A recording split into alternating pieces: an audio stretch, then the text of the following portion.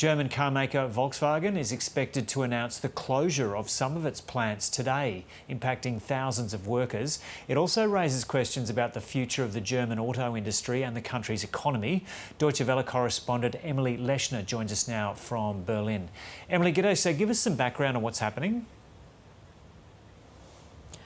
Volkswagen is expected to announce the closure of 3 of its 10 German plants. Which 3 are not known just yet, but Volkswagen will be hosting a press conference today where the ones that are on the chopping block will be revealed. And they will also be shrinking the number of staff at the remaining 7 plants.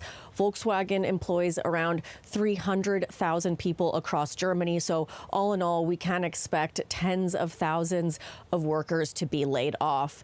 Volkswagen does have plants in most continents in Asia and Africa, Europe and South America, but the company has never closed a plant in Germany. And in the first half of this year, they reported a 14% drop in profits. So it's pretty clear that the company is really in dire straits. And what's been the response from employees? Well, understandably, with their jobs on the line, they are very upset by this news. The union representing a large portion of these workers, IG Metall, has been in negotiations with Volkswagen for several months, advocating for higher wages and job protection. They say that the company's management is to blame for making bad strategic decisions, and now it's the workers that are facing the consequences. But the company says other reasons are behind their struggles: strong competition from China, which has eaten into its sales, coupled with increased energy and labor costs in its domestic plants, which they say have gone up at least 25%, have forced their hand to make these massive cuts. And how has the German government reacted to this?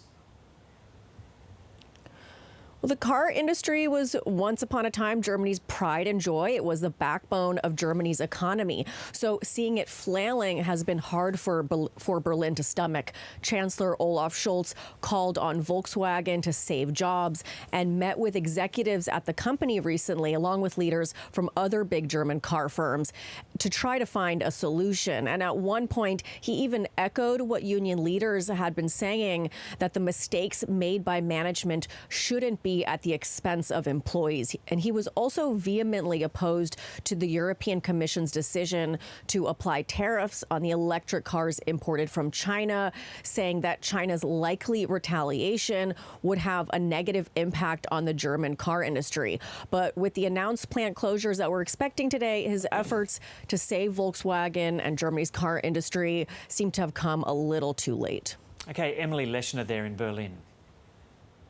In Japan, Mount Fuji is still without snow. It's the latest